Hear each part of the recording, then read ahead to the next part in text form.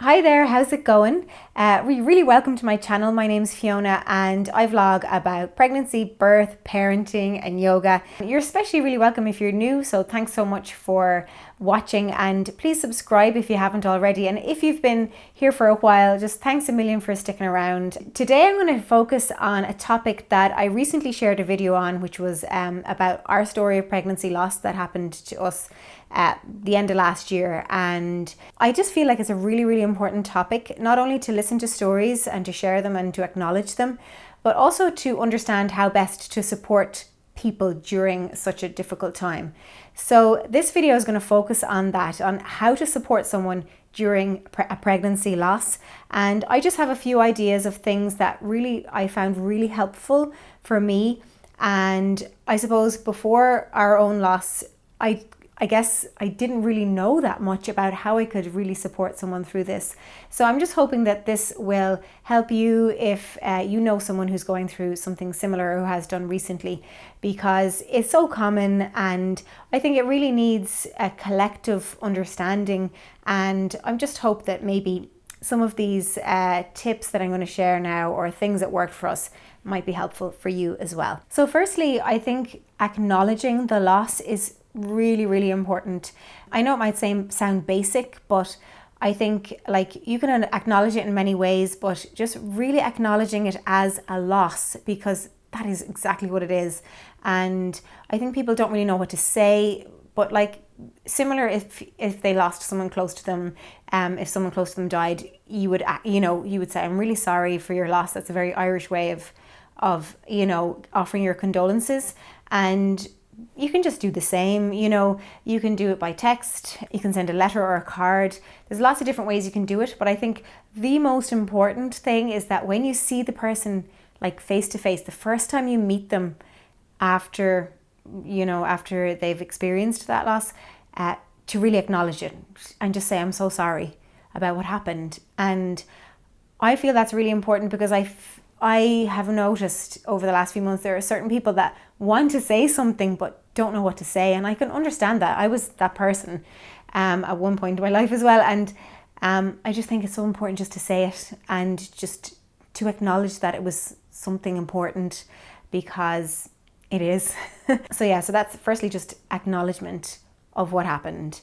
Super important. And this is a miscarriage, no matter how many weeks, it's still the hopes and dreams of somebody that's, just been dashed. So yeah, really important to acknowledge that. Now, secondly, I'm just going to talk about ways that you can acknowledge that. So you can send a text, really simple, and probably one of the most effective ways of doing it, because the person receiving the text doesn't have to answer straight away. And actually even saying, no need to respond. I know it must be a really hard time for you right now. Even just saying that no need to respond kind of takes the pressure off the person to have to respond, or maybe they'd be delighted to, but that you're kind of taking the pressure off. So I think that's a really lovely thing to do, to text. I got some lovely cards from people who I don't really even know that well, and I just found that really thoughtful and caring and understanding. And again, it's kind of like a reassurance that this is really important to me, and it's not something that needs to be brushed under the carpet. Or I think hopefully we've gone past that now at this point in 2021, but still it's not talked about enough, I feel. Then another thing that some people did for me, and I was so touched, was a gift. I know it's like it just really made me feel loved and important, and like I wasn't alone, because that's a huge feeling of miscarriage, is the loneliness of it, and feeling that perhaps, because perhaps it's something you didn't get to tell people about the pregnancy in the first place, or, so it can be a very lonely time, I think. And I know grief can be lonely in general, but when it's a pregnancy loss, I think it's quite different, because you don't have all those stories and bringing the person to life, because they haven't had a chance to do all that. So so a gift like that really meant so much to me, and I have friends who did that for me. It was just lovely and really kind of comforting. So definitely I think if there's someone close to you, a gift is definitely appropriate. You can get like little pamper packs, stuff to make them feel good and cozy and comfortable and, just nice. You can also support someone in a very practical way. If you live near them, you could drop down a dinner or, a little hamper or drop over, some lunch or something. Like food, I think is just such a great, practical gift for people. When you're grieving, the last thing you want to think about is having to make something to eat, and you probably don't want to eat, but you need to, so little like acts of kindness like that, practical acts of kindness can be very important and very useful.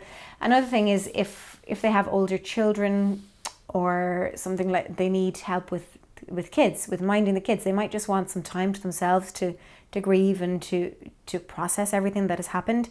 And it's quite hard to do that when you have young children, who have very immediate needs. And so offering to, take the kids out to the playground or play with them in the home or whatever.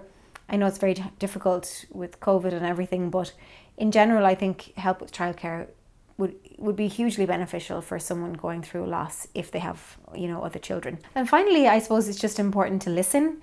So if the person wants to talk, and, I did want to talk, but I was kind of quite particular about who I wanted to talk to.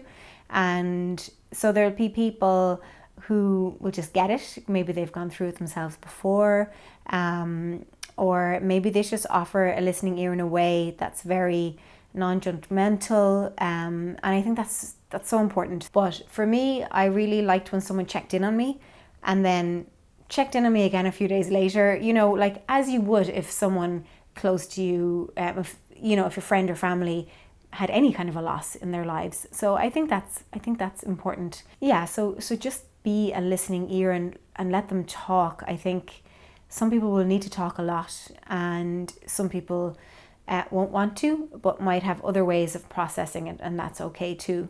That's all I have for this vlog, but I hope maybe one or two things might strike a chord with you, and maybe you might use it at some point in your life. So that's all I have to say on the topic of supporting someone through miscarriage. I was very, very lucky that I had so many people, available and, so kind and willing to chat and checking in on me and, sending me cards and gifts and stuff. And I really feel really grateful for that. And I think the whole experience, as awful as it was, I have really learned so much so much from it. And yeah, so just offering up this for you, hopefully that it might help you as well. So thanks a million for watching, and I'll chat to you again soon. Take care.